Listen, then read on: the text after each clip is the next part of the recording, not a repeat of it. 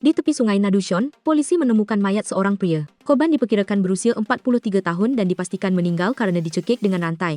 Di bawah mata kakinya terpasang gelang pengawas elektronik. Korban baru saja keluar dari penjara 8 bulan lalu karena kejahatan pelecehan seksual. Terdapat bekas suntikan di lehernya, lidahnya dipotong dan bagian sisanya belum ditemukan.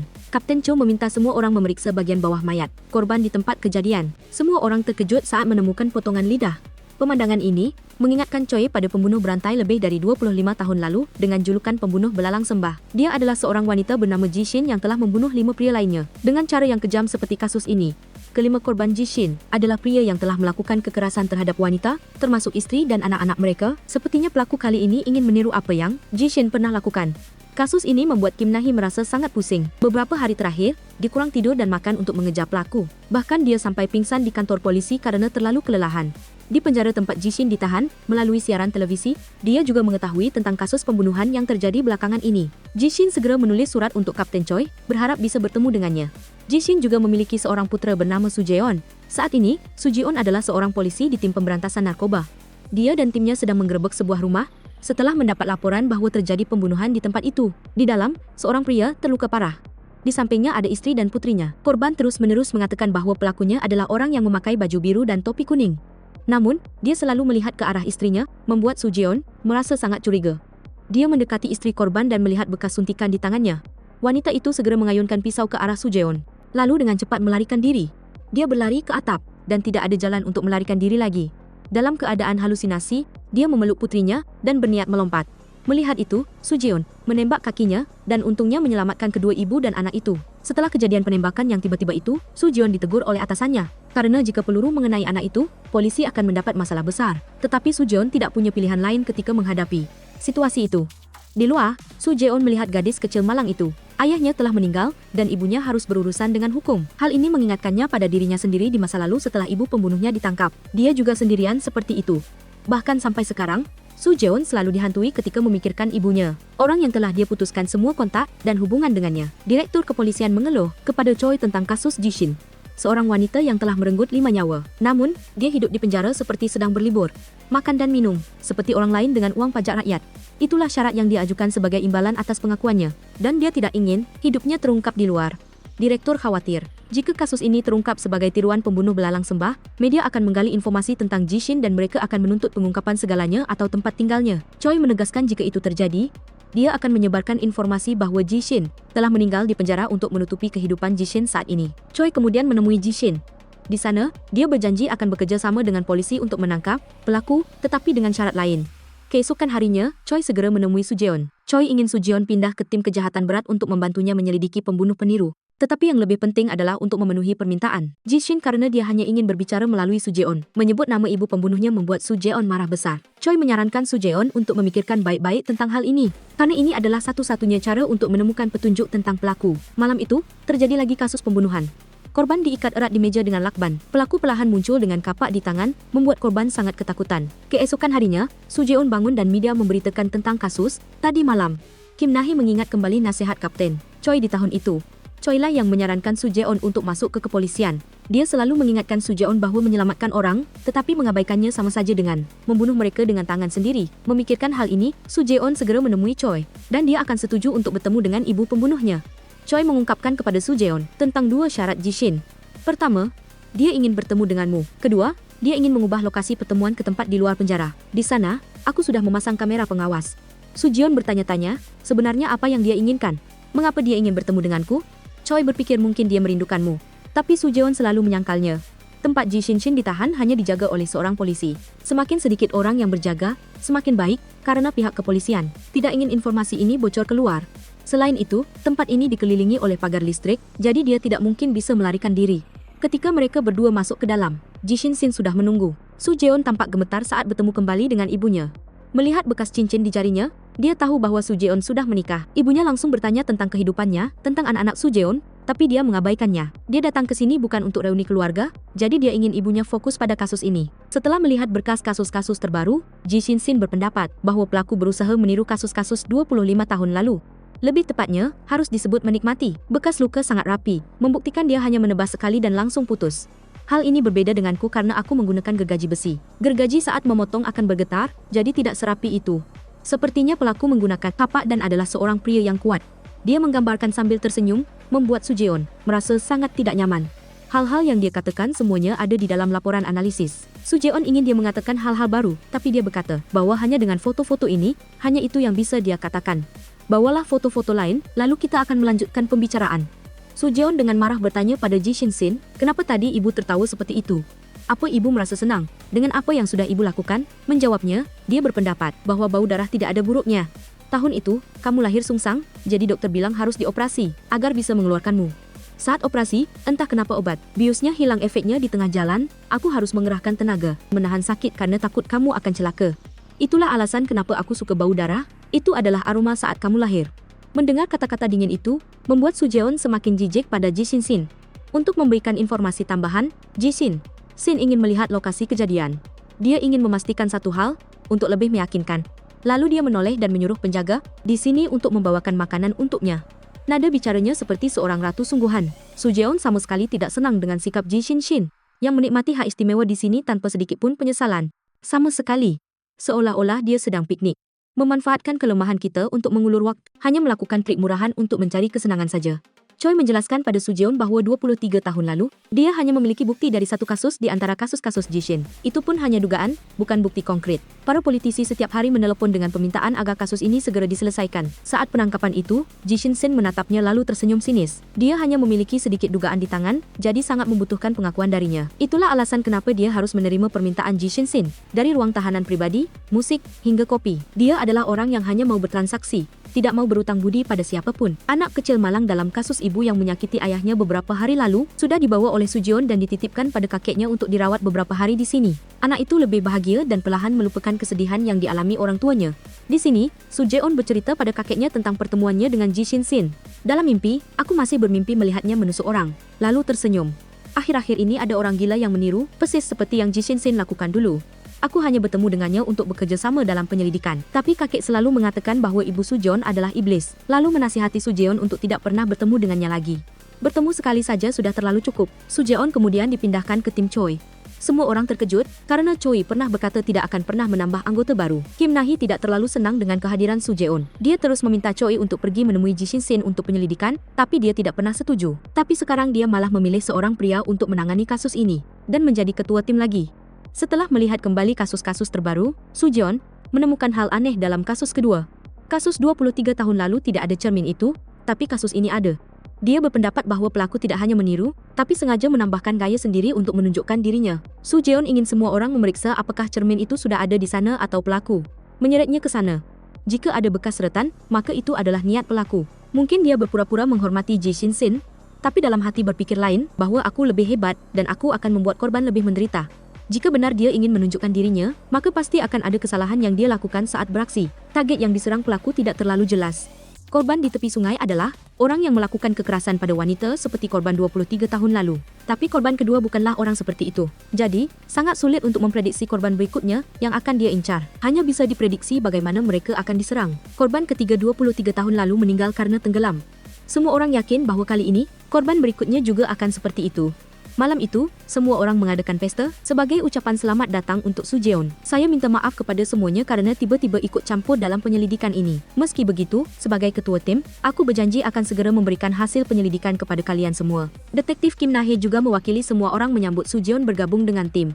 Semuanya sepakat untuk segera menangkap pelaku kejahatan yang terjadi baru-baru ini. Di sisi lain, Ji Shin-sin tiba-tiba terbangun di tengah malam melalui kamera keamanan. Sementara itu, seorang pria berjaga di pos keamanan. Dia melihat wanita itu mengambil headphone dan menikmati sebuah lagu. Pada saat yang sama, seorang pria berkacamata empat memasuki sebuah keluarga. Saat semua orang sudah tertidur lelap, dia mengeluarkan jarum suntik dari tasnya. Keesokan paginya, dia terbangun di sofa dan mulai beraksi. Di bawahnya, anggota keluarga itu terikat kaki dan tangannya. Dia pergi dengan senyum puas di bibirnya. Di sisi lain, Ji Shin-sin dan yang lainnya pergi ke TKP kasus kedua dan menemukan sebuah piringan hitam di dekatnya. Wanita itu langsung memutarnya. Ji Shin-sin mengamati sekeliling TKP. Sambil menikmati setiap nada dari opera itu, dia mengingat kembali bagaimana dia melakukan aksinya pada para korban di masa lalu Sujeon tiba-tiba mematikan piringan hitam itu, membuat Ji Shin-sin benar-benar kehilangan minat.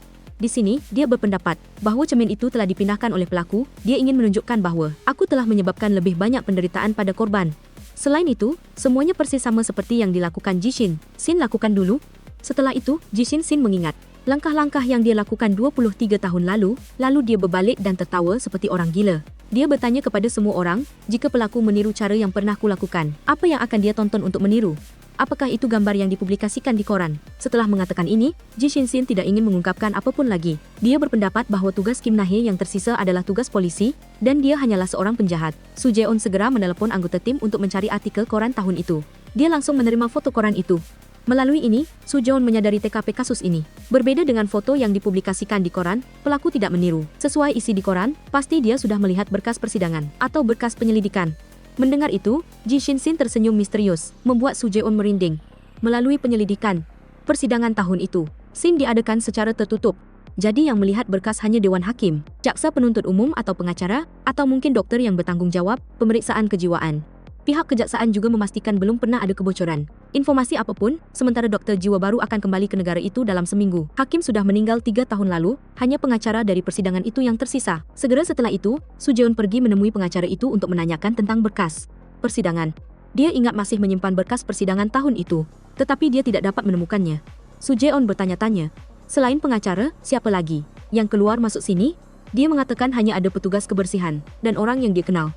Lalu pengacara itu tiba-tiba teringat sesuatu yang aneh. Saat saya membangun rumah, saya harus menyerahkan banyak dokumen. Mereka mengatakan ini kurang, itu kurang. Tetapi ketika saya pergi ke komite untuk bekerja, ternyata orang yang salah adalah pihak konstruksi. Karyawan di pihak konstruksi meminta maaf. Saya dengan tergesa-gesa dan kami mengobrol. Kebetulan, ketika karyawan itu juga berasal dari panti asuhan yang saya dan pengacara lain sponsori. Lalu setahun yang lalu, dia datang ke sini untuk mencari saya. Pengacara itu segera mengambil foto karyawan itu untuk diperlihatkan kepada Soo Jae-on, dan orang yang dia sebutkan adalah pria berkacamata 4 itu. Namanya Guan, dia pernah datang ke ruangan ini untuk menunggu bertemu dengannya. Malam itu juga, Soo Jae-on dan timnya pergi ke rumahnya untuk menyelidiki. Semua orang menunggu lama, lalu dia baru mengendarai mobilnya pulang. Guan ini tidak langsung masuk ke rumah, tetapi mengamati sekeliling. Dia merasa curiga dengan mobil di sana, jadi dia langsung tancap gas melarikan diri. Melihat itu, Soo Jae-on dan timnya mengejar. Semua orang berusaha menghentikannya, tetapi tidak berhasil, dan kemudian semua orang kehilangan tersangka ini. Segera setelah itu, semua orang masuk ke rumah Guan. Di sini, terdapat berbagai macam informasi pribadi orang lain yang dia kumpulkan. Kim Na-hee menemukan berkas persidangannya di bawah lantai. Ji Shin, berkas pengacara itu, dan juga sipil penjara tempat Ji Shin ditahan. Tidak hanya itu, ada juga berkas Soo Jae-on dan semua orang di tim. Hal-hal yang ada di ruangan ini membuktikan dia ingin menjadi pembunuh belalang sembah. Polisi Lee menemukan bahwa dia tampaknya menderita penyakit mental dan ingin mengambil sampel obat untuk diperiksa. Sementara Gian ingin mengambil komputernya untuk diretas. Di kamarnya juga ada printer 3D. Dia menggunakannya untuk membuat pistol rakitan untuk beraksi. Soo Jae-on tiba-tiba menemukan banyak surat dikirim kepadanya atas nama Ji Shin. Alamatnya juga dari penjara tempat dia ditahan. Soo Jae-on segera menelepon Choi untuk mengungkapkan hal ini.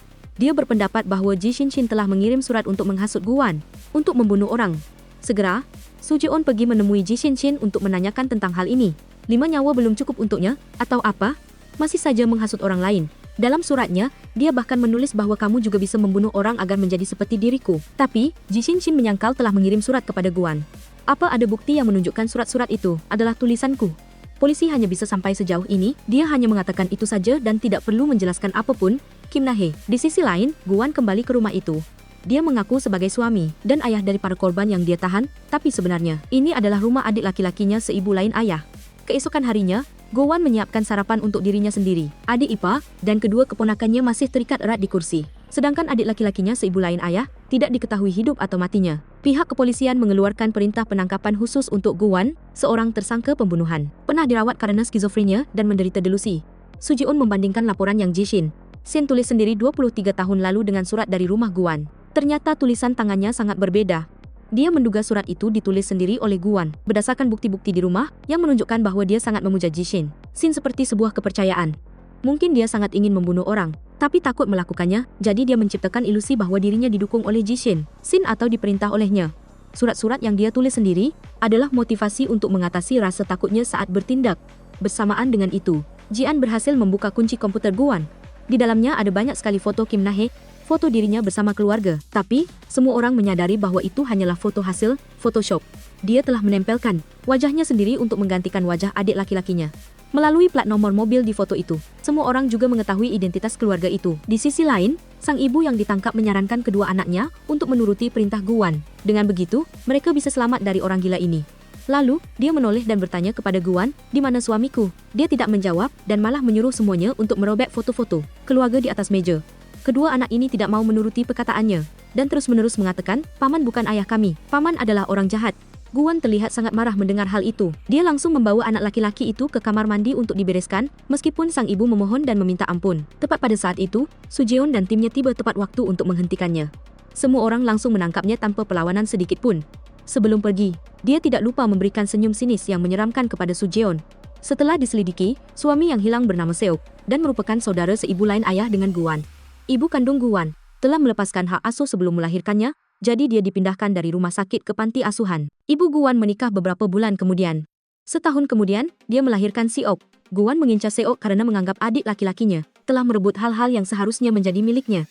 Hal yang membuat semua orang bertanya-tanya adalah belum ditemukannya hubungan antara Guan dan dua kasus sebelumnya. Sekarang, mereka harus memaksanya untuk mengakui semuanya, sekaligus mencari keberadaan suami yang hilang, Kim Na-hee. Setelah itu, mereka bertanya kepada Guan tentang keberadaan Seok. Dia tidak mengucapkan sepatah kata pun dan hanya tertawa dengan sikap tidak peduli. Dia dengan kesal bertanya kepadanya, kenapa kamu ingin merebut semua yang dimiliki adik laki-lakimu? Apakah itu untuk membalas dendam karena ibumu telah meninggalkanmu? Tapi, Guan selalu mengatakan bahwa itu bukan merebut. Hal-hal itu memang milikku. Aku tidak ditinggalkan, tapi anakmu yang seharusnya mengalami itu. Kamu telah melepaskan hak asuh anakmu kepada suamimu yang tidak berguna, kan? Karena dia menderita autisme dan menjadi beban bagimu. Mendengar ini, Kim Na-hee sangat marah. Dia berniat memberinya pelajaran, tapi Sujeon berhasil mencegahnya. Giliran Sujeon yang menginterogasi Guan di sini. Dia mengatakan bahwa jika Seok tidak lahir, ibunya pasti sudah menjemputnya. Sedangkan tentang di mana Seok sekarang dan bagaimana keadaannya, dia tidak mau memberitahunya. Guan ini tahu betul tentang kehidupan Sujeon. Dia tahu bahwa Sujeon adalah putra Ji Shin-sin. Dia tahu bahwa Sujeon dilahirkan dalam keluarga yang tidak bahagia. Sujeon dan ibunya setiap hari dianiaya oleh suaminya, dan itulah alasan mengapa Ji Shin-sin bertindak kepadanya. Meskipun Sujeon berusaha melakukan segalanya, dia tetap tidak mau memberitahu di mana Seok berada. Tidak ada cara lain, Choi ingin mempertemukan Guan dengan Ji Shin-sin. Siapa tahu, saat berdiri di depan idolanya, dia akan mengatakan semuanya. Segera setelah itu, Guan dibawa untuk bertemu dengan Ji Shin-sin. Dia terlihat bersemangat saat bertemu dengan idolanya. Dia mengaku telah berusaha meniru Ji Shin-sin sebisa mungkin saat bertindak terhadap para korban. Ji Shin-sin bertanya bagaimana perasaannya saat itu, dan dia menjawab bahwa dia sangat senang. Lalu, kenapa kamu menggunakan kapak seperti itu? Akan terlalu cepat berakhir, kan? Dia tergagap dan tidak tahu harus menjawab apa. Ji Shin-sin bertanya lagi, apakah darah memecik ke wajahmu? Bagaimana perasaanmu saat itu? Dari senyum bersemangat, ekspresinya berubah dan terlihat khawatir. Sampai di sini, Ji Shin tahu bahwa Guan ini berbohong. Dia tidak melakukan apapun terhadap para korban sebelumnya. Sederhananya, karena dia sangat takut dan pengecut. Tapi, Guan selalu mengatakan, aku sudah melakukan itu. So itu pasti sudah mati. Mendengar kata pasti, Ji Shin tertawa. Dia terlalu pengecut untuk melakukan hal-hal mengerikan itu. Ji Shin terus memprovokasi Guan, kamu adalah seorang pengecut. Itulah alasan mengapa ibumu meninggalkanmu. Karena dia tahu betul betapa menyedihkannya anak yang dia miliki. Guan terlihat sangat marah mendengar Ji Shin berkata seperti itu. Dia mengancam akan membongkar semuanya, memberitahu semua orang bahwa pembunuh Ji Shin masih hidup. Sementara itu, putra dari wanita itu adalah seorang polisi. Mendengar itu, dia langsung mencengkeram keraguan, lalu memberinya pelajaran yang setimpal. Melihat itu, Sujeon dan yang lainnya segera berlari masuk untuk menghentikannya. Guan tergeletak pingsan, membuat semua orang panik. Sujeon berbalik dan mencela Ji Shin. Dia mengatakan harus membunuhnya karena dia tahu terlalu Kim Na-hee banyak hal. Saat itu, Guan tersadar dan langsung berlari keluar. Tapi pintunya sudah terkunci rapat, jadi dia tidak bisa melarikan diri. Guan tiba-tiba mengeluarkan pistol dari tubuhnya dan mengarahkannya ke semua orang. Saat berpura-pura pingsan, dia dengan cepat mencuri pistol sipir penjara. Sujeon terus menasihatinya untuk tenang.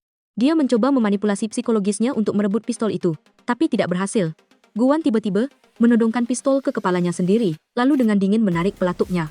Suara tembakan terdengar nyaring, membuat Ji Shin di dalam juga terkejut.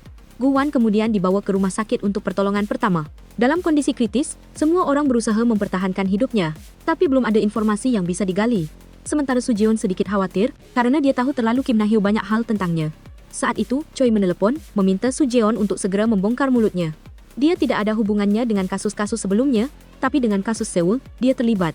Asalkan Seoul kembali dengan selamat, tidak ada yang peduli padanya. Choi sudah berbicara dengan direktur rumah sakit, jadi dia menyarankan Sujeon untuk tenang di sana. Dia akan diisolasi sepenuhnya dari dunia luar. Tidak akan ada kesempatan baginya untuk berbicara sembarangan tentang kehidupan Sujeon. Guan kemudian berhasil melewati masa kritisnya. Saat peluru untungnya hanya mengenai kepalanya, yang perlu dilakukan sekarang adalah menemukan Seoul secepatnya. Sujeon percaya bahwa Kap masih hidup karena Guan sendiri pernah mengatakan Ji Shin bahwa Kap sudah mati. Dari pasti, menegaskan bahwa dia belum bisa memastikan dengan pasti. Sepertinya dia sudah membuang kap di suatu tempat dan tidak tahu apakah dia masih hidup atau tidak. Tapi satu-satunya yang tahu lokasinya adalah pria koma yang terbaring di sana. Hanya bisa menunggu dia sadar untuk bisa membongkar mulutnya. Sujeon tiba-tiba teringat sesuatu, jadi dia segera menelepon Jin untuk memeriksa komputer Guan. Di dalam komputernya, terdapat sangat Kim Na-hyo banyak foto rumah sakit Yeonam dari tahun ke tahun. Itu adalah tempat ibunya meninggalkannya. Guan percaya bahwa adik laki-lakinya, Seok, telah merenggut hidupnya dan rumah sakit Yeonam adalah tempat yang menukar nasib mereka berdua. Segera Sujeon dan yang lainnya segera berangkat menuju rumah sakit Yeonam. Semua orang yakin bahwa Guan telah membuang kap di suatu tempat di rumah sakit ini. Di sana, tim dibagi menjadi beberapa kelompok untuk mencari di semua ruangan. Mereka mencari di semua sudut, tapi tidak ada informasi apapun tentang kap. Tepat pada saat itu, Sujeon melihat beberapa petugas kebersihan sedang membawa spray untuk dicuci. Dia bertanya dan baru tahu bahwa ada area laundry lain yang tidak ada di petak rumah sakit. Sujeon segera memberitahu semua orang untuk pergi ke ruang laundry di gedung tambahan secepatnya. Di sana, Kim Na-hee menemukan kap terbaring di dalam mesin cuci yang sedang beroperasi. Dia segera mematikan mesin untuk membawanya keluar. Sujeon juga dengan cepat melakukan kompresi dada untuk merebut kembali kehidupan Seoul. Sujeon lebih terburu-buru dari sebelumnya. Menyelamatkan nyawa seseorang tidak berbeda dengan menebus sebagian kesalahan yang telah dilakukan ibunya. Di sisi lain, Ji Shin-sin membuka loteng. Di dalamnya terdapat daun-daun. Itu adalah daun-daun yang dia kumpulkan setiap kali dia keluar ke halaman untuk berolahraga. Pasti daun-daun ini menyimpan rencana tertentu darinya. Sementara itu, usaha Sujeon membuahkan hasil ketika pria bernama Seoul itu sadar kembali. Di sini, Sujeon baru bisa bernapas lega. Sujeon kemudian menemui Ji Shin-sin. Di sana, dia mengucapkan terima kasih padanya karena berkat dia, Seoul bisa diselamatkan. Sebelumnya, Choi sudah menceritakan semuanya kepada Sujeon. Ternyata syarat yang diajukan Ji Shin-sin untuk ditukar dengan kesaksian tahun lalu adalah agar Sujeon tidak mengalami kerugian apapun karena ibu ini. Dia ingin mengubah nama Sujeon, lalu meminta Choi untuk mengawasi Sujeon saat dia dewasa, dan sama sekali tidak membiarkan siapapun tahu bahwa Sujeon adalah putranya. Sujeon bertanya padanya apakah dia merindukanku. Karena merindukanku, dia mengajukan syarat untuk memanggilku lalu membantu kami. Ji Shin-sin tidak menjawab, malah bertanya pada Sujeon apakah Guan itu masih hidup, bahwa dia adalah putraku dan dia memiliki seorang istri bernama Jeon. Dia tahu segalanya. Apakah Jeon tahu tentang aku dan kamu? Sujeon tidak menjawab. Dia meletakkan sekantong teh yang sangat dia sukai di atas meja. Lalu sejarah pergi kembali ke kantor polisi. Kim Na-hee bertanya pada Sujeon apakah dia pikir Guan itu adalah pelaku serangkaian kasus sebelumnya. Lalu dia menunjukkan pada Sujeon kamar Guan, tempat menyimpan berkas para korban yang Ji Shin telah lakukan. Dia berpikir bahwa tempat ini terlihat sangat bersih, seolah-olah sedang memuja. Terutama di sini hanya ditempel angka 0 saja, tidak ada dokumen apapun. Siapa tahu ada kasus lain dari Ji Shin yang tidak kita ketahui. Sujeon mampir untuk menemui istrinya sebentar. Di sini, dia juga mengerti bahwa pelaku belum ditemukan. Ceritanya agak panjang, jadi Sujeon tidak bisa menceritakan semuanya kepada Jeon. Sujeon mendengar bahwa Sujeon benar-benar khawatir pada Cho Jeon karena kata-kata yang diucapkan Ji Shin. Dia khawatir seseorang akan menyakiti Cho Jeon setelah mengetahui semua tentang kehidupannya. Di sisi lain, seorang pelaku masuk ke rumah seorang pria. Dia memukulinya habis-habisan sebelum membawanya pergi dan memasukkannya ke dalam tangki ikan, lalu perlahan menenggelamkannya dan mengirimnya ke alam baka. Sujeon menemui Choi untuk berbicara tentang kasus 0. Mereka berdua bertanya-tanya, apakah kita melewatkan kasus Ji Shin? Choi melihat kembali surat yang dikirim ke Cho Guan atas nama Ji Shin. Merasa curiga, dia mencari surat lain yang ditulis langsung oleh Ji Shin dikirim ke Cho. Tulisan tangan kedua surat itu terlihat sangat mirip. Jika keduanya ditulis oleh Ji Shin, itu berarti dia sedang memprovokasi Guan untuk membunuh orang. Choi bertanya-tanya, apa untungnya Ji Shin jika Guan membunuh orang? Sujeon segera mencari Ji Shin. Dia tiba-tiba meraih tangannya dan memujinya karena hangat. Itu adalah tangan yang membunuh 6 nyawa, bukan 5. Mengapa dia memanipulasi Guan itu? Selain 5 orang ini, masih ada lagi, bukan? Sebelum membunuh korban pertama, lalu memotong lidahnya dan membuangnya ke sungai, dia sudah membunuh orang lain, bukan? Dia menyuruh Sujeon untuk bertanya pada Choi karena dia sudah mengakui semuanya sejak lama. Mendengar itu membuat Sujeon sangat kesal. Keesokan harinya, polisi datang ke tempat kejadian, di mana pria itu dibunuh tadi malam. Korban bernama Si Hyun adalah seorang profesor di Universitas Musik. Dia tinggal sendirian karena keluarganya semua berada di Vancouver. Ditemukan bekas suntikan di lehernya di sekitar tempat kejadian. Ada banyak cermin yang ditinggalkan pelaku, sepertinya itu adalah pesan yang ingin disampaikan pelaku. Ingin dikirim ke polisi bahwa dia masih santai, dan polisi masih belum bisa melakukan apapun padanya. Sujeon kemudian menerima banyak pertanyaan dari para reporter, tetapi dia mengabaikan semuanya dan tidak menjawab satu pun. Kakek melihat berita itu dan segera menelepon Sujeon. Kakek bertanya pada Sujeon apakah dia akan menemui ibunya lagi. Tetapi yang mengangkat telepon adalah Jeon. Dia menunjukkan ekspresi mencurigakan tentang ibu yang disebutkan kakek suaminya melalui kamera. Keamanan, pihak kepolisian telah melihat pelaku masuk ke dalam. Bagaimana pelaku masuk ke rumah korban? Dia menggunakan senter bela diri, membuat korban tidak bisa melihat untuk membalas, sebuah titik yang sama dengan kasus sebelumnya adalah pelaku selalu mengambil telepon korban. Saat ini, Jihan juga telah menemukan lokasi telepon Si-hyun. Soo Jae-won dan timnya segera pergi ke sana. Di dalam rumah ini, Soo Jae melihat sebuah meja yang sangat familiar. Itu mirip dengan meja yang pernah dibuat ayah untuknya untuk melukis. Lalu berturut-turut ingatan tentang ayahnya terus muncul. Mencari-cari, semua orang melihat ada sebuah bola. Di dalam baskom air, Soo Jae-won teringat akan kenangan. Bertahun-tahun yang lalu, ketika dia juga menjatuhkan bola seperti itu ke dalam sumur. Dia segera bertanya kepada semua orang apakah mereka melihat sumur di sekitar sini. Polisi ini ingat bahwa sebelum memasuki rumah, dia melihat sesuatu yang terlihat seperti sumur. Segera semua orang berlari ke sana untuk memeriksa. Benar itu adalah sumur dan baunya sangat busuk. Ketika di dalamnya berisi mayat lain dengan salam yang dikirimkan bahwa selamat karena akhirnya menemukannya. Setelah diselidiki, korban bernama Won-sit menghilang tiba-tiba 3 bulan lalu adalah seorang programmer IT dari perusahaan DG Solution. Awal tahun 2000-an, perusahaan ini bergabung dengan polisi untuk melaksanakan proyek digitalisasi data kriminal. Choi ingat kasus Ji Shin di masa lalu juga ditangani oleh perusahaan ini. Soo Jae-won berpikir bahwa pelaku telah meminta bantuan korban Won-sit untuk mendapatkan informasi tentang Ji Shin. Pihak forensik memastikan korban meninggal langsung karena ditikam banyak luka. Waktu kematian setidaknya 3 bulan lalu. Luka tusukan tampaknya disebabkan oleh gunting kain besar dan terjadi tiba-tiba dari belakang. Sedangkan luka di dada terlihat seperti pelaku sedang bercanda, seolah-olah sedang melukis. Forensik wanita tidak berpikir korban kali ini adalah pelaku yang meniru Ji Shin. Itu benar-benar berbeda dengan kasus-kasus sebelumnya. Terlebih lagi, Ji Shin tidak pernah memiliki kasus yang terlihat seperti itu. Mendengar ini, Soo Jae-won tiba-tiba teringat sesuatu. Dia sendirian, diam-diam mencari sumur di rumah lamanya. Soo Jae-won turun ke dasar sumur, lalu menemukan kerangka manusia tergeletak di dekatnya. Ada cincin pernikahan ibunya. Sampai di sini, dia juga mengerti siapa korban dan pelakunya. Soo Jae-won segera menemui Ji Shin. Dia melemparkan cincin itu ke arahnya, lalu bertanya apakah itu ayahku. Dia tidak ragu untuk mengakui bahwa itu benar. Itu karena aku telah membunuhnya. Dalam hidupku, itu adalah hal terbaik yang pernah kulakukan. Berkat itu kau bisa hidup. Soo Jae-won langsung menangis ketika mendengar apa yang dikatakan Ji Shin. Dia berpikir bahwa alasan yang baru saja dia katakan terdengar sangat mengerikan, tetapi dia terus-menerus menegaskan, tidak membuat alasan apapun. Hari itu, ayah Soo Jae-won pulang dalam keadaan mabuk. Dia menemukan noda jelaga di tangan Ji Shin dan berpikir bahwa istrinya telah berselingkuh dengan penambang. Di desa, meskipun Ji Shin terus menyangkal, dia memaksa Ji Shin untuk melepas semua pakaiannya untuk diperiksa. Saat itu, Soo Jae-won tiba-tiba muncul dan meminta ayahnya berhenti. Ayahnya marah dan menarik Soo Jae-won keluar untuk memarahinya. Ji Shin tidak tahan lagi, jadi dia turun tangan untuk menyelamatkan putranya. Namun, yang mengejutkan adalah Soo Jae-won saat ini tidak ingat apapun tentang kejadian itu. Soo Jae-won masih berpikir Ji Shin berbohong. Dia masih ingat dengan jelas bahwa ayahnya sangat baik. Ayah memberinya meja belajar dan bermain bola bersamanya. Ji Shin menegaskan, itu hanya saat dia tidak minum alkohol. Lalu, kenapa selama ini ibu menyembunyikan hal ini? Kenapa kesalahan yang kulakukan? Ibu malah beralasan, karena anak-anak. Memangnya ada yang bertanya padaku tentang hal itu? Kebetulan kamu juga tidak ingat apapun tentang malam itu, jadi aku bilang dia selingkuh. Lalu pergi dari rumah. Ji Shin juga mengatakan bahwa membunuh itu sebenarnya mudah. Tapi masalahnya adalah bagaimana memproses dan membersihkan mayatnya. Hari itu aku sangat kesulitan. Baru bisa menyeret mayat itu ke dalam sumur. Untungnya, hujan turun. Itu adalah kesempatan bagus untuk menghapus semua bukti kejahatan. Dia tidak pernah menyesal telah membunuh suaminya, dengan nada yang sangat bangga hingga gila. Lalu, 5 orang berikutnya, apa kesalahan mereka hingga harus mati? Atau, apakah dia hanya ingin membunuh orang, jadi dia membunuh mereka? Pertama kali dia membunuh ayahku, dia merasakan kesenangan, bukan? Ji Shin tersenyum, dan mengakui bahwa memang benar begitu. Tapi dia masih menyesal karena hari itu tidak bisa membereskan semuanya. Seharusnya aku memotong semua bagian tubuhnya, dan kepalanya dibiarkan utuh, karena dia harus menyaksikan tubuhnya dipotong-potong. Tapi karena ini pertama kalinya, aku melakukannya terlalu ceroboh. Karena terlalu ceroboh, aku tidak melapor ke polisi. Mendengar ini, Soo Jae-won dengan marah mencengkeram keras Ji Shin. Dia terus memohon agar dia berhenti. Dia tidak tahan mendengar dia mengucapkan hal-hal menjijikkan seperti itu. Ji Shin terus-menerus menyuruh Soo Jae-won untuk membunuhnya saja. Jika membunuh ibu yang menjijikkan ini, maka bebanmu akan berkurang. Tapi Soo Jae-won tidak cukup tega untuk melakukan hal itu.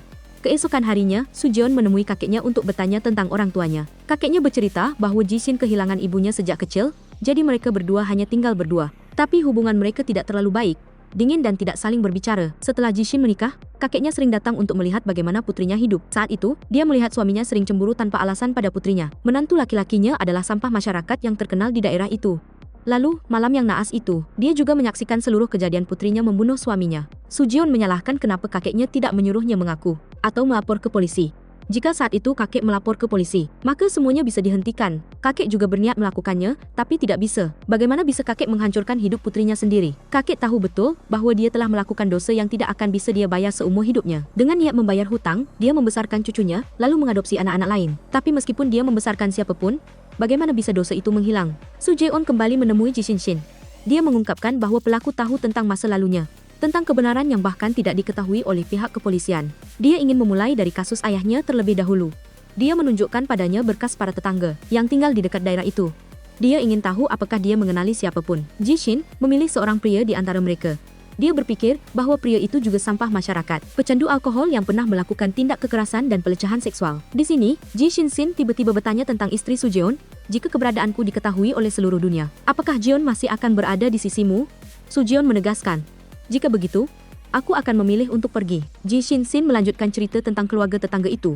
Istrinya pergi dari rumah, jadi dia tinggal bersama putranya. Putranya memiliki kepribadian yang lemah dan sering merasa kesepian. Jadi hampir setiap hari dia datang ke rumah kita untuk bermain.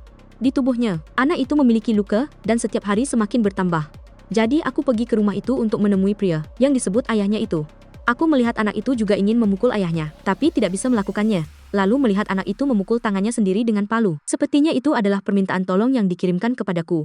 Saat itu, anak bernama Minje itu melihatku pergi. Nantinya, ketika aku muncul di berita, dia pasti tahu aku menggunakan obat bius. Ketika anak itu tahu aku datang untuk membunuh ayahnya, apa yang akan dia rasakan? Setelah perkataan penuh makna itu, Sujeon segera melaporkan hal ini kepada Choi. Dia berpikir bahwa kemungkinan Minje adalah peniru pembunuh sangat tinggi. Minje itu adalah tetangga dan tahu betul siapa Sujeon. Itulah alasan kenapa dia sengaja mengarahkan Sujeon ke sumur itu untuk membangkitkan ingatannya. Di sisi lain, Jeon dan kakaknya datang mengunjungi makam ibu Sujeon. Tapi dia tidak menyangka bahwa itu hanyalah makam palsu, karena Ji Shin-shin masih hidup. Saat itu, mereka berdua melihat seikat bunga di tanah. Mereka yakin bahwa pasti sering ada orang yang datang mengunjunginya. Kemudian, mereka berdua pergi ke rumah lama Sujeon. Tepat saat itu, seorang tetangga berteriak, bertanya siapa mereka berdua hingga datang ke sini. Jeon segera menjelaskan, dulu suami saya tinggal di rumah ini. Kami hanya ingin melihat-lihat sebentar, lalu akan segera pergi. Pada saat yang sama, putra dari pria itu ada di sana. Dia adalah Minje yang disebutkan oleh Ji Shin-sin. Melihat itu, tiba-tiba ayahnya langsung melarikan diri. Minje segera menjelaskan, ayahku sedang tidak baik-baik saja. Mengetahui Jeon adalah menantu Ji Shin-sin, Minje lalu menyuruh mereka berdua untuk melihat-lihat rumah dengan santai. Dia bahkan mengaku tahu banyak tentang bibi Jishin. Saat Jeon dan kakaknya sedang menunggu di halte bus, Minje datang untuk memamerkan sesuatu. Itu adalah foto dirinya bersama Ji Shin-sin. Mereka berdua terkejut saat pertama kali melihat foto wanita itu. Jeon mengeluarkan ponselnya dan meminta izin untuk memotret foto itu.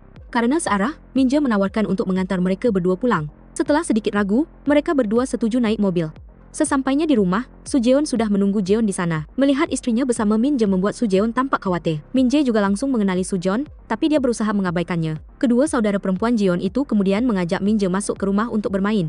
Minje mulai menceritakan kenangan masa kecilnya bersama Sujeon, tapi dia selalu mengatakan tidak ingat apapun.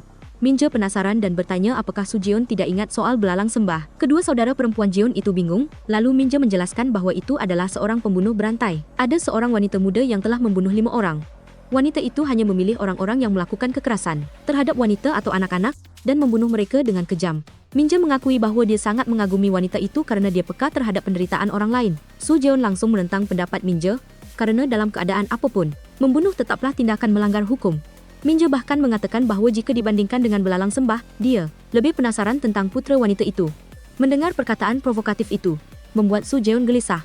Setelah mengantar Minje pulang, Jeon terus bertanya pada Jeon mengapa dia datang ke Yeonpo. Jeon mengatakan bahwa dia hanya ingin memastikan satu hal, bahwa ibunya benar-benar sudah meninggal atau tidak. Sebelumnya, ayahnya meneleponnya dan dia mengangkat teleponnya. Ayahnya, Kim Na-hee, menyuruhnya untuk tidak menemui ibunya lagi, yang membuatnya sangat penasaran. Tapi ketika dia datang dan melihat makam ibunya, dia tidak penasaran lagi. Jeon yakin bahwa Sujeon menyembunyikan sesuatu tentang keluarganya, termasuk fakta bahwa dia tidak ingin punya anak juga terkait dengan hal itu. Tapi Sujeon tidak bisa menjelaskannya. Sujeon memeriksa kamera dashboard dan melihat nama Minje sudah beberapa kali datang ke rumahnya. Segera setelah itu, dia juga menemukan tempat tinggal Minje. Di depannya ada sebuah toko dengan papan iklan bertuliskan asosiasi bisnis. CEO Shin Sujeon masuk ke dalam dan benar saja, itu adalah tempat tinggalnya. Dengan komputer yang menampilkan foto dirinya di samping makam palsu Ji Shin-sin sebagai wallpaper, tepat pada saat itu, Choi menelepon dan Sujeon juga mengungkapkan hal ini. Dia yakin bahwa selama ini Minje telah mengawasi dirinya dan juga Jeon. Di sana, Sujeon menemukan banyak sekali model horor. Dia ingin menggambarkan adegan pembunuhan Ji Shin-sin. Pada saat yang sama, Minje sudah pulang dan menyadari bahwa ada seseorang yang masuk. Dia perlahan masuk dan langsung dilumpuhkan oleh Sujeon. Sujeon langsung bertanya padanya, kau yang membunuh mereka semua, kan? Dia tidak menjawab, malah balik bertanya pada Sujeon apakah ibu mereka baik-baik saja. Di sisi lain, sipir penjara menemukan Ji Shin-sin terbaring tak bergerak di lantai. Dia panik dan langsung berlari untuk melihat keadaannya. Melihat Ji Shin-sin berhenti bernapas, dia langsung memberikan napas buatan. Namun, wanita itu hanya pura-pura mati dan memasukkan sesuatu ke dalam mulut sipir penjara itu. Sipir itu langsung ambruk. Di sisi lain, Min Jae dibawa ke kantor polisi untuk diinterogasi. Dia menyangkal bahwa dia adalah pelaku dalam kasus-kasus yang baru saja terjadi. Untuk membuktikan hal itu, dia membutuhkan laptop yang terhubung ke internet. Dia akan menunjukkan pada Sujeon apa yang telah dia lakukan dan di mana dia berada selama kasus-kasus itu terjadi. Dari sini terlihat bahwa Min Jae bukanlah pelakunya. Pada saat yang sama, Guan di rumah sakit sudah sadar kembali. Dia masih dihantui oleh tindakan Ji Shin beberapa hari yang lalu.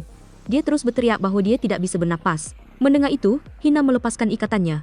Memanfaatkan kesempatan itu, dia meraih kepala Hina, lalu menjatuhkannya. Guan dengan cepat melarikan diri dari rumah sakit. Para petugas keamanan di sana juga tidak bisa berbuat apa-apa padanya. Menerima kabar itu, Sujeon langsung memburu Guan. Dia melewati semua geng, lalu menabrak sebuah mobil yang sedang melaju di jalan. Mobil yang lain juga langsung kabur. Guan berkata pada Sujeon bahwa bukankah ini yang kau inginkan, karena aku sudah tahu segalanya tentangmu. Guan perlahan pergi ke alam baka. Di sisi lain, Choi datang ke tempat penahanan Ji Shin, tapi wanita itu sudah melarikan diri. Bahkan sepatu sipir penjara pun diambil olehnya. Kim Nahi hanya bisa meminta maaf karena membiarkan Guan melarikan diri dan menyebabkan insiden itu. Dia menduga bahwa mobil yang menabrak Guan sangat mencurigakan. Mobil itu seolah-olah sengaja ingin melenyapkan Guan untuk membungkamnya. Su Jeon masih kesal dengan cara Kim Nahi bertindak. Dia mempertanyakan mengapa Kim Nahi mencari Guan tanpa memberitahunya. Apakah karena dia tidak puas dengan fakta bahwa dia menduduki posisi ketua tim? Apakah dia tidak mempercayainya sampai sejauh itu? Menanggapi hal itu, Kim Nahi mengatakan bahwa mereka mendengarkan perkataannya. Bukan karena dia adalah ketua tim, tapi karena mereka pikir dia bisa membantu tim dalam penyelidikan. Bukan hanya dia yang lelah, tapi mereka juga. Pada saat yang sama, Ji Shin tiba-tiba datang ke rumah Jeon. Berhadapan dengan ibu mertua yang penuh misteri membuat Jeon terkejut. Di sana Jeon meminta maaf padanya karena selama ini mengira ibu mertuanya sudah meninggal. Ji Shin juga mengakui bahwa itulah yang diinginkan olehnya dan Su Jeon. Pihak kepolisian sudah memburu Ji Shin selama 6 jam, tapi tidak ada petunjuk apapun. Su Jeon yakin bahwa wanita itulah yang mengendarai mobil dan menabrak Guan. Semalam, semua orang bertanya-tanya kemana dia akan pergi setelah melakukan kejahatan itu. Dalam sekejap, Su Jeon teringat pada Jeon, jadi dia langsung pulang untuk memeriksanya. Ketika dia tiba, Ji Shin masih di sana, dan Jeon sudah tahu semua kebenaran tentang wanita itu. Hal yang selama ini Su Jeon sembunyikan dari Ji Shin. Datang ke sini hanya ingin bertemu dengan istri putranya saja, tidak ada alasan lain. Namun, Su Jeon selalu waspada terhadap wanita itu. Segera setelah itu, Ji Shin sukarela menyerahkan diri untuk diborgol agar Su Jeon membawanya pergi. Su Jeon mengira Ji Shin melarikan diri semalam dan mencuri mobil di rumah sakit. Setelah itu, dia menyerang Guan. Semua garis waktu sangat cocok. Wanita itu tampak terkejut mengetahui Guan sudah mati. Meskipun begitu, dia tetap menegaskan bahwa pria itu pantas mati. Karena tahu terlalu banyak, dia bertanya bagaimana perasaan Su Jeon saat melihat Guan mati. Kau benar-benar tidak merasa beruntung? Sekarang kau benar-benar aman. Mendengar perkataan itu membuat Su Jeon merinding. Bertanya pada Choi apakah dia melihat Su Jeon mirip dengan wanita itu. Choi tidak mengerti maksud Su Jeon. Namun, dia menegaskan dengan yakin bahwa tidak ada kemiripan sedikit pun. Sesampainya di rumah, Jeon memiliki satu hal yang sangat ingin ditanyakan pada Su Jeon karena setiap malam dia mendengar Su Jeon memanggil ibu. Dalam mimpinya, dia pikir Su Jeon merindukan ibunya, karena itu dia begitu. Mendengar itu membuat Su Jeon semakin tidak mengerti tentang dirinya sendiri. Keesokan harinya, Min Jae secara resmi dibebaskan. Setelah ada bukti alibi, Su Jeon sendiri yang harus mengantarnya pulang. Di sana, Min Jae bertanya-tanya pada Su Jeon. Apakah benar-benar tidak ingat apapun tentang masa kecil kita saat kita pergi ke pantai bersama ibu? Namun, Su Jeon selalu bersikeras bahwa dia tidak ingat apapun. Min Jae juga berjanji akan merahasiakan hubungan antara Su Jeon dan Ji Shin. Min Jae bercerita bahwa waktu kecil, kenanganku tentang ayah hanya tentang dipukuli olehnya, orang yang dulu sangat aku takuti. Malah menjadi orang yang harus aku rawat. Siapa tahu ibu dari kakak sekarang juga sudah menjadi orang yang perlu kakak rawat.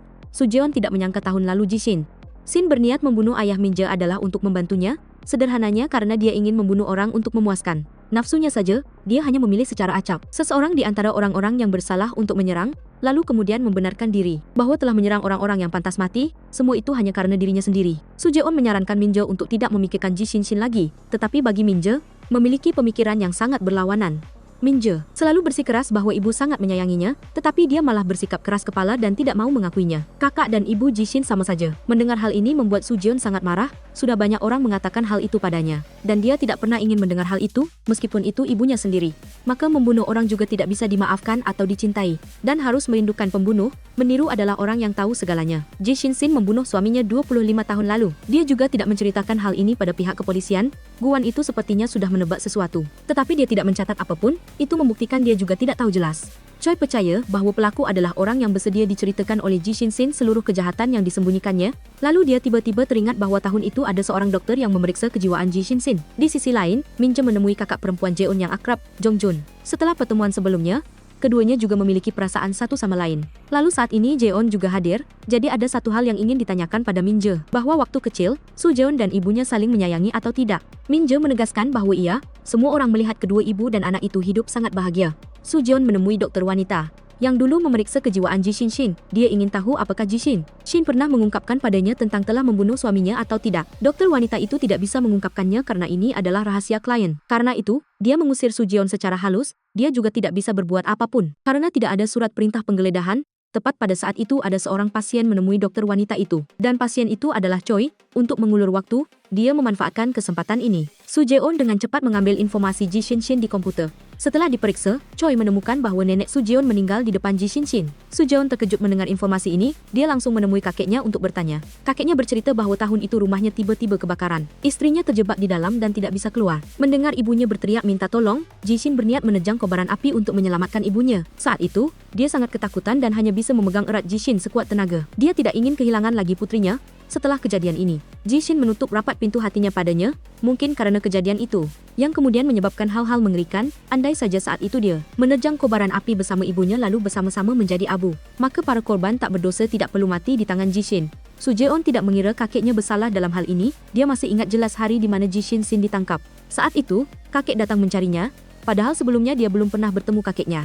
Justru kakek dan kepala polisi Choi yang membesarkannya. Di matanya, mereka berdua adalah orang tuanya, Su Jeon. Tiba-tiba dia menerima paket dari orang tak dikenal. Di dalamnya ada sebuah telepon yang berisi video, di mana si pelaku merekam sendiri saat beraksi dengan para korban. Tepat saat itu ada yang menelepon ke telepon ini. Dia menyuruh Su Jeon memberikan telepon ini kepada wanita itu. Mendengar ini, Su Jeon sudah mengerti bahwa itu adalah Ji Shin. Kim Na-hee bertanya siapa wanita itu. Su Jeon ragu, tidak tahu harus berkata apa. Melihat itu, Choi berniat menarik Su Jeon keluar untuk berbicara pribadi, dan ini membuat Kim Na-hee sangat kesal. Dia langsung memarahi mereka berdua, apa kami ini boneka? Setiap ada urusan, kalian berdua selalu berbisik-bisik. Kenapa? Choi berjanji akan menjelaskan semuanya nanti. Sementara Su Jeon tidak ingin orang-orang semakin curiga, jadi dia mengungkapkan bahwa Ji Shin sedang membantu dalam penyelidikan kita, dan sekarang Su Jeon ingin semuanya bekerja sama. Choi mengingatkan semua orang untuk tidak membocorkan kerjasama dengan Ji Shin keluar sedikit saja ke media, maka semuanya akan tamat. Kim Na-hee bertanya kepada Su Jeon, apa ada hal lain yang ingin kamu sembunyikan? Setelah sedikit ragu, dia menegaskan tidak ada lagi.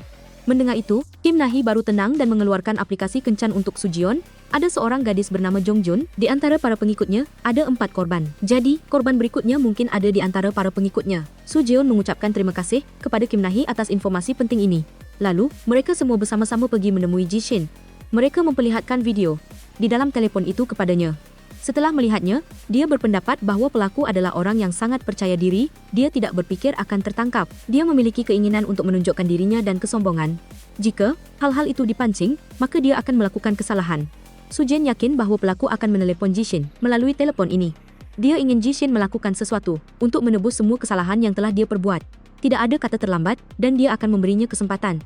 Choi kemudian menelepon Min Je. Dia ingin tahu apakah Min Je menggunakan aplikasi kencan apapun.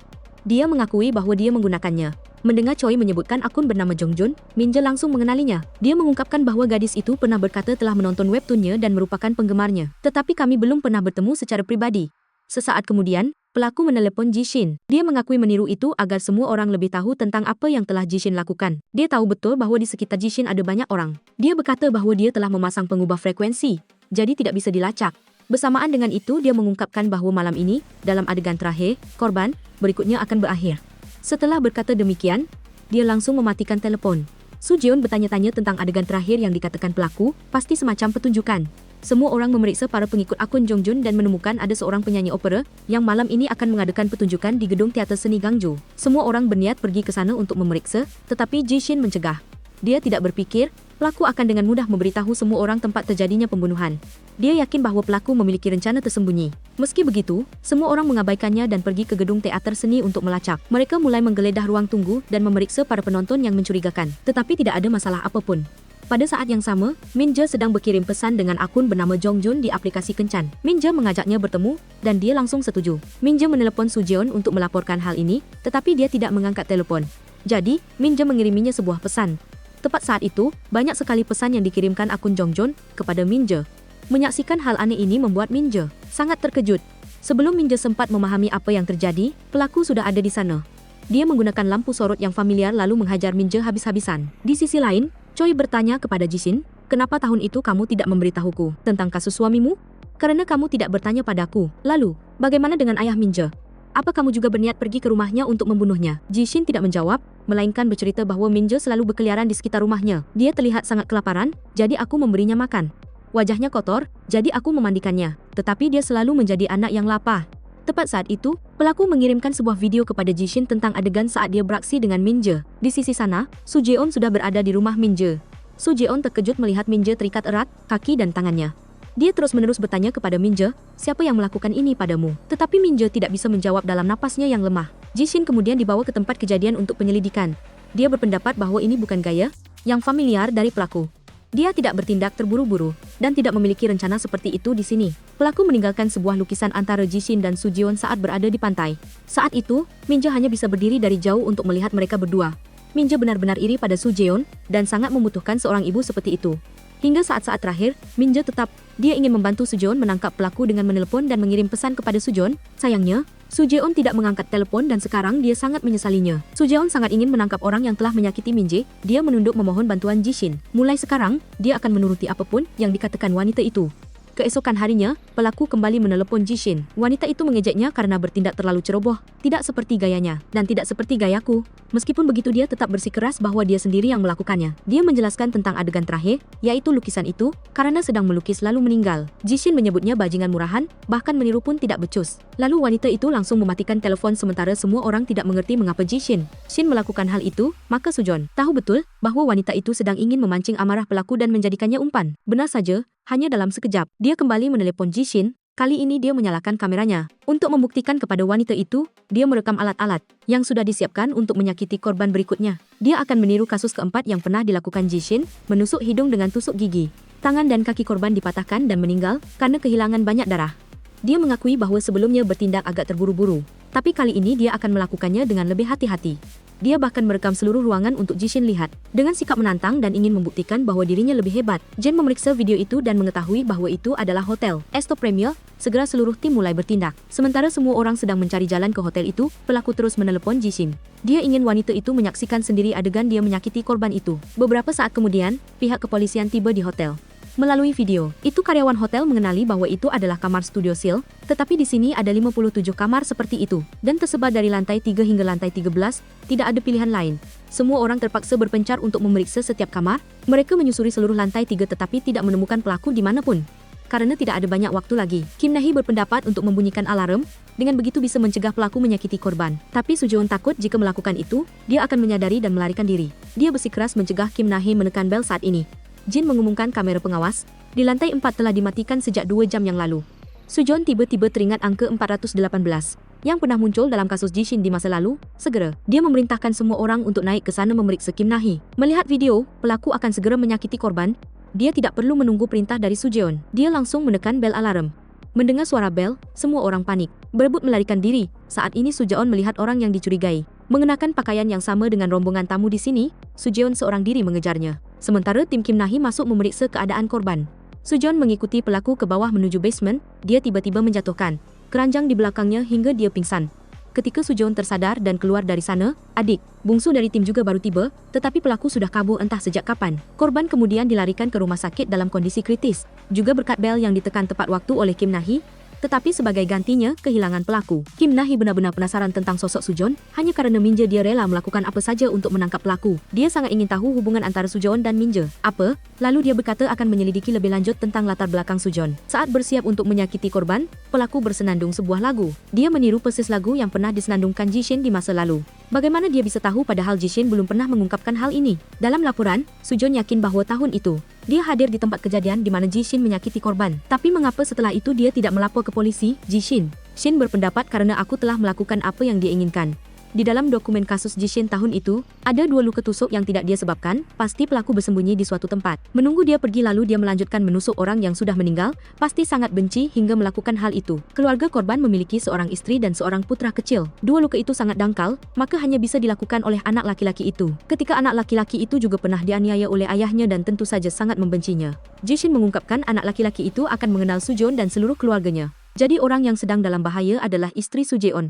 Mendengar ini, Sujeon segera menelepon Choi karena dia ingin seseorang berjaga untuk melindungi istrinya. Pihak kepolisian kemudian mengincar anak laki-laki itu, namanya Jongjun. Selain kartu identitas usang, tidak ada informasi apapun tentang dia. Tidak ada rekening bank atau kartu kredit, sangat mungkin dia telah mengubah identitasnya. Sementara ibu Jongjun berada di panti jompo karena demensia akibat minum alkohol.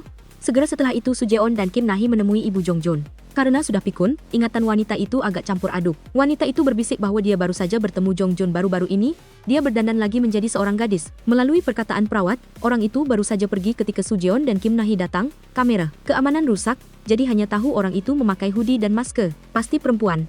Menurut informasi yang didapat, Sujeon berpikir, jika Jongjun ingin berdandan menjadi perempuan, berarti ada gangguan identitas gender. Sudah sangat lama sekali, 23 tahun telah berlalu. Penampilan Jongjun sekarang pasti sangat berbeda, mungkin menjadi orang yang benar-benar berbeda, dan termasuk gendernya. Jongjun pernah memiliki kehidupan seperti neraka. Karena itu, dia sangat ingin terlahir kembali menjadi orang lain untuk memiliki kehidupan yang berbeda. Dia mulai membuat sketsa wajah Jongjun. Jun setelah operasi transgender, lalu orang-orang menggunakannya untuk mencari klinik operasi plastik. Mencoba bertanya, tetapi tidak ada AI yang bisa mengenali orang di foto itu. Sujeon juga pergi ke sebuah klinik operasi plastik. Dia bertanya kepada para staf, apakah di sini pernah melihat pasien yang agak berbeda?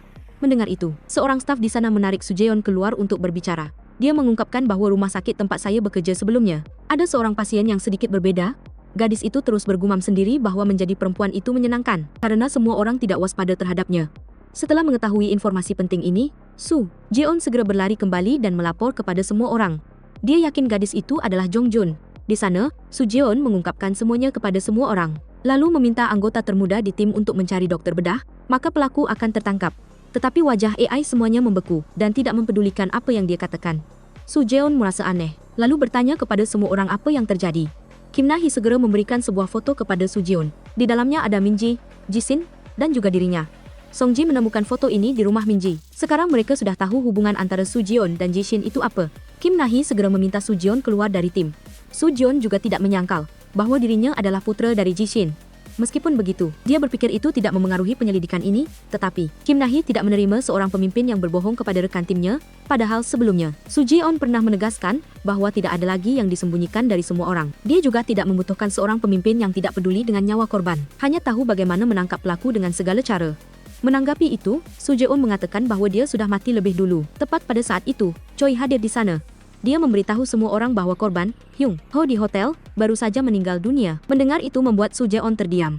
Dia tidak punya apa-apa lagi untuk dikatakan, jadi diam-diam pergi lebih dulu. Setelah kembali ke rumah, Sujeon memutuskan untuk mengungkapkan semuanya kepada istrinya, tentang ibunya yang adalah pembunuh belalang sembah. Seseorang yang telah merenggut nyawa 5 pria 23 tahun yang lalu. Kakeknya telah membuat makam palsu seolah-olah putrinya telah meninggal. Dia mengganti nama untuknya agar dia bisa terus hidup, lalu 23 tahun kemudian, barulah dia bisa bertemu kembali dengan ibunya. Mendengar apa yang dikatakan Sujeon membuat Jeon tidak bisa tidak terkejut. Dia tidak tahu bagaimana dirinya harus menghadapi kenyataan ini. Itulah alasan mengapa selama ini Sujeon tidak ingin punya anak. Dia takut anaknya nanti akan membawa darah seorang pembunuh. Darah yang menurutnya kotor dan menjijikkan. Setelah menjadi polisi dan melihat tempat kejadian perkara, ketika dia mencabut pistol untuk menangkap pelaku, ketika tubuhnya berlumuran darah, setiap kali seperti itu, dia selalu berpikir apakah dia menyukai bau darah. Atau apakah dia ingin menangkap pelaku, tetapi ingin menembak mati orang secara legal?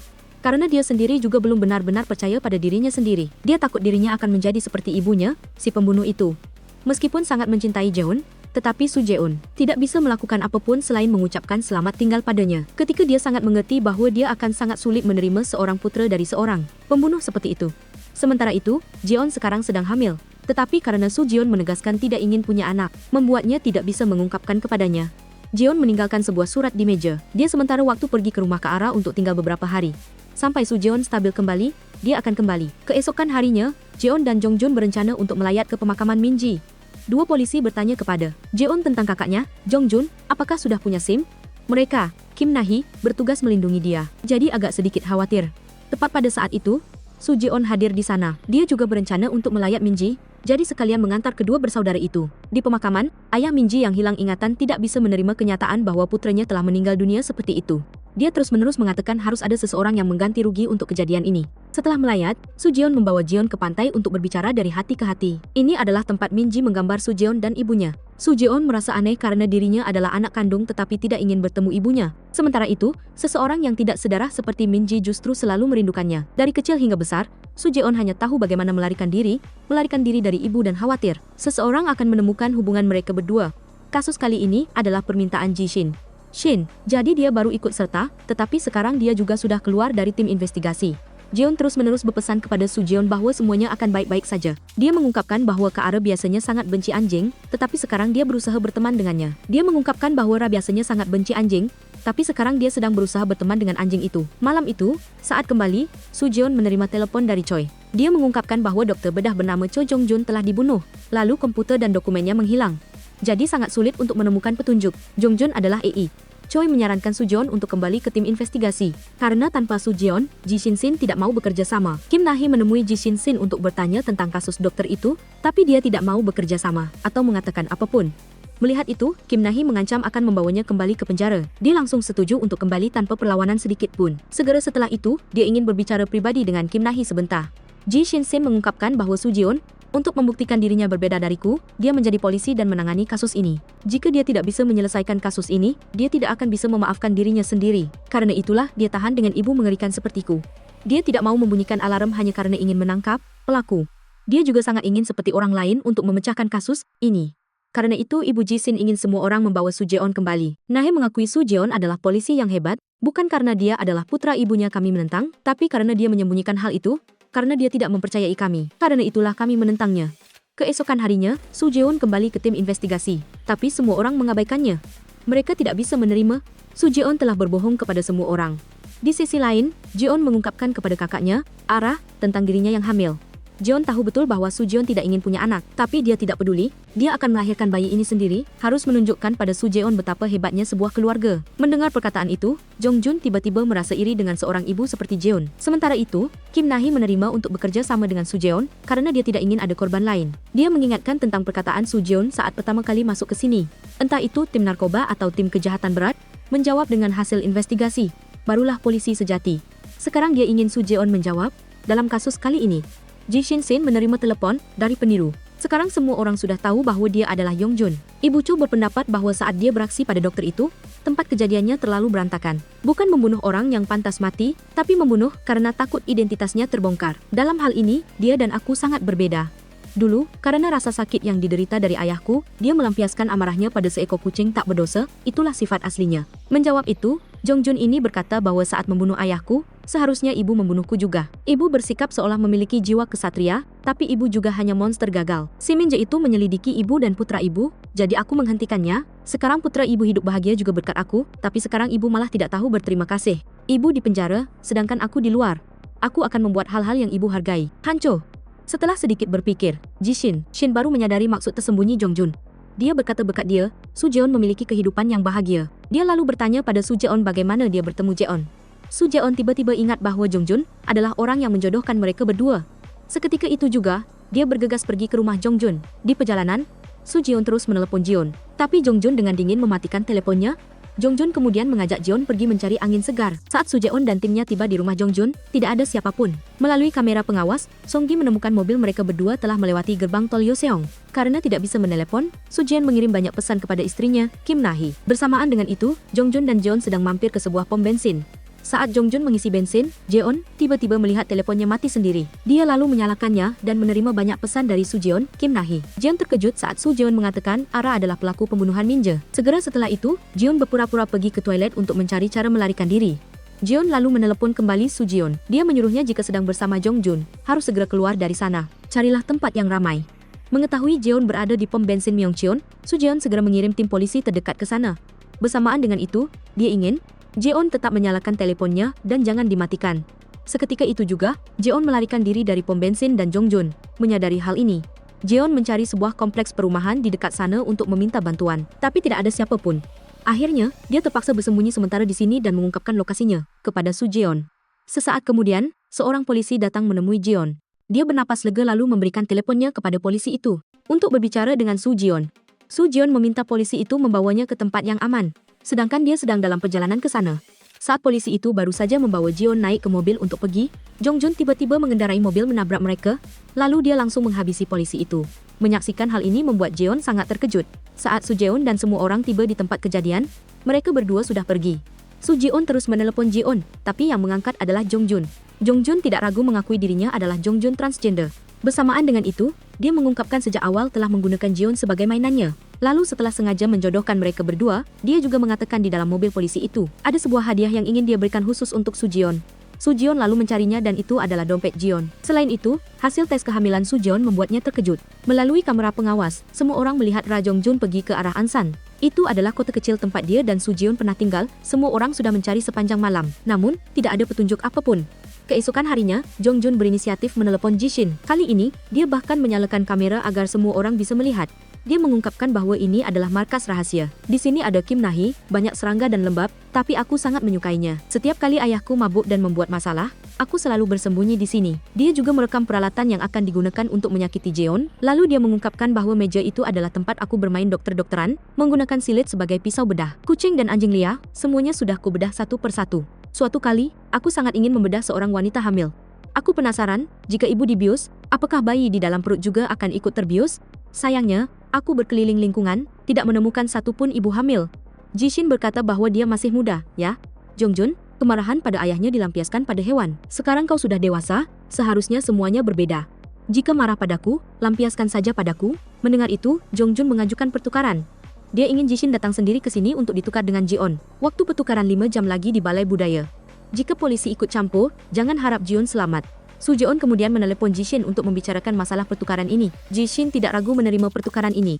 Dia rela mengorbankan dirinya untuk menyelamatkan dua orang. Itu seperti bagian dari penebusan atas kesalahan yang telah dia lakukan. Meskipun orang-orang yang dia bunuh pantas mati, sementara itu, Songgi mempertanyakan pertukaran ini. Jika kita lengah sedikit saja, dua pembunuh akan dibebaskan. Siapa tahu, Jishin dan Jong Jun bersekongkol. Selain itu, Songgi juga tidak terlalu percaya pada Su Jeon. Kim Nahi merasa tidak nyaman dengan pikiran negatif Songgi itu. Dia terus-menerus menegaskan bahwa Su Jeon adalah seorang kapten yang jujur dan bersih. Seseorang yang lebih bersemangat menangkap penjahat daripada siapapun. Dia selalu berusaha sekuat tenaga untuk membuktikan bahwa dirinya berbeda dari ibunya, bahwa dia bukan seorang pembunuh, melainkan seorang penyelamat. Kim Nahi hanya takut Jishin akan memanfaatkan kebaikan Su Jeon untuk melarikan diri. Dia tidak berpikir dia akan bersekongkol dengan Jishin. Selain itu, pertukaran seperti ini tidak mungkin disetujui oleh kepala kepolisian. Choi menemui kepala kepolisian untuk membahas masalah ini. Agar Jishin tidak melakukan tipu daya, mereka akan memasang alat pelacak padanya. Ini juga kesempatan untuk menangkap si peniru pembunuh itu. Untuk berjaga-jaga jika mereka bersekongkol, Choi akan menyuruh orang mengepung seluruh area. Mereka akan melakukan segala tindakan untuk mencegah pelarian. Kepala kepolisian ingin menangani masalah ini sendiri dan menyarankan Choi untuk mundur. Namun, Choi bersikeras ingin mengakhiri masalah ini dengan tangannya sendiri. Tahun itu, Choi pernah datang ke rumah Jong Jun ketika mendengar suara anak kecil berteriak di dalam rumah. Namun, ayah Jong Jun tidak mengizinkan Choi masuk untuk memeriksa. Sekarang Choi sangat menyesal akan hal ini. Dia menyalahkan dirinya sendiri, jika saja hari itu dia menerobos masuk ke rumah, maka semua ini tidak akan terjadi. Jong Jun tidak akan dipukuli oleh ayahnya, dan Jishin tidak akan menyakiti ayah itu di kemudian hari. Bahkan, Choi menyalahkan seluruh kantor polisi, karena saat itu tidak menyelesaikan tugasnya dengan baik. Setelah kepala kepolisian menyetujui pertukaran, Choi segera menelepon Su Jeon. Dia mengungkapkan kepada Su Jeon bahwa Jishin adalah noda dalam kepolisian. Akan lebih baik jika dia menghilang. Jadi atasan tidak akan mengesampingkan kemungkinan untuk menghabisinya. Sebelum membiarkan Jishin pergi, Su Jeon memasang alat pelacak padanya. Dia memakaikan rompi anti peluru padanya, tetapi dia tidak membutuhkannya. Dia tahu betul bahwa selain Jong Jun, ada banyak orang yang ingin dia mati. Meskipun begitu, Su Jeon menegaskan bahwa dia tidak termasuk di antara orang-orang itu. Dia menyarankan Jishin untuk tidak terlalu khawatir, karena dia akan berada di dekat area pertukaran. Su Jeon memborgol Jishin, tetapi dia diam-diam memberikan kunci borgol itu padanya. Su Jeon kemudian mengantar Jishin ke tempat pertukaran. Choi memerintahkan, ketika pertukaran sandera selesai, semua segera berangkat. Ketika keselamatan sandera terjamin, barulah diizinkan untuk masuk. Pada saat yang sama, Jong Jun juga baru saja membawa Jeon dengan pistol di tangan. Jishin berkata kepada Su Jeon bahwa ketika Jeon aman, tembak saja dia. Dia tidak peduli jika dirinya akan berada dalam bahaya. Jeon tidak lupa mengucapkan terima kasih kepada ibu mertuanya, lalu kedua sandera mulai ditukar. Segera, Jong Jun membawa Jishin pergi, dan Choi segera memerintahkan semua untuk berangkat. Di sisi lain, Jong Jun memaksa Jishin untuk melepas alat pelacak. Hal ini menyebabkan polisi kehilangan jejaknya.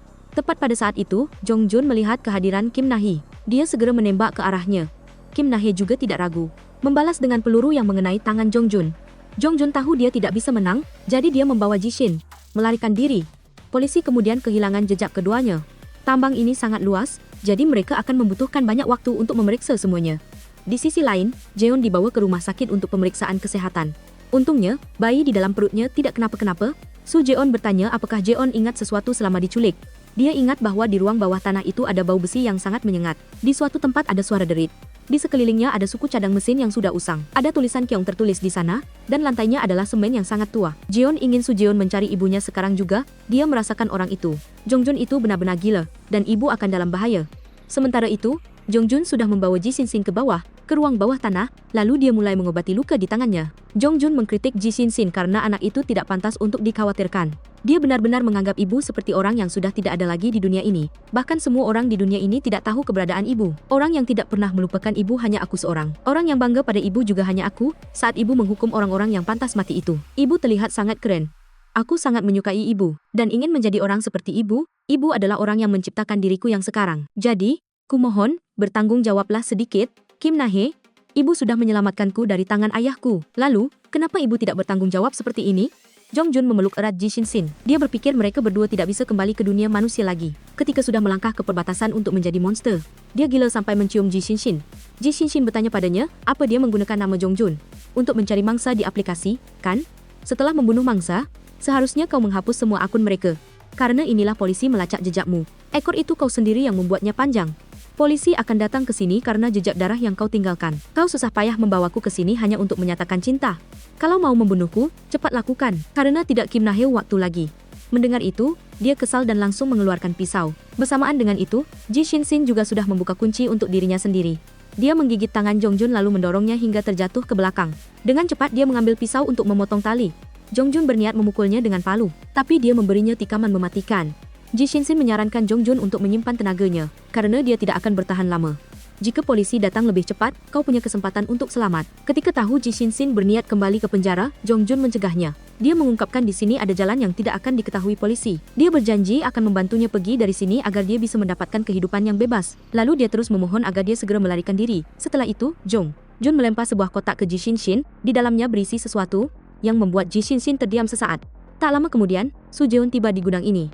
Dia perlahan masuk ke dalam untuk memeriksa, tapi tidak melihat siapapun. Tepat pada saat itu, Jongjun tiba-tiba muncul di belakang untuk menyergapnya. Dia mengungkapkan Ji Shin-shin baru saja pergi lewat pintu sebelah sana.